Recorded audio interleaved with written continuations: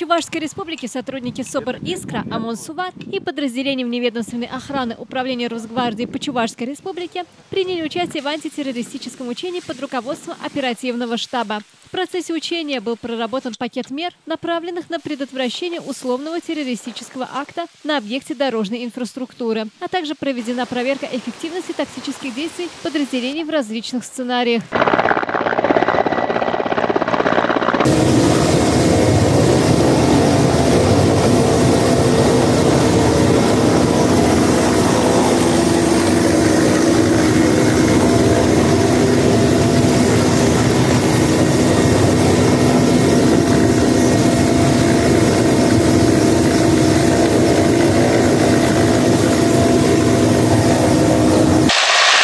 В рамках учений сотрудники спецназа Росгвардии отработали навыки беспарашютного десантирования, обследования объектов на предмет взрывчатых веществ и взрывных устройств, поиска и обезвреживания условного противника, а также взаимодействия с другими правоохранительными органами. В мероприятии помимо подразделений Росгвардии принимали участие представители УФСБ, МВД, МЧС, Следственного комитета, органов государственной власти и самоуправления. Оперативный штаб отработал действия, направленные на быстрое предотвращение террористического акта и снижение его последствий. Поставленные цели учения были успешно достигнуты. Елена Яковлева, пресс-служба Управления Росгвардии по Чувашской республике, жизнь столицы.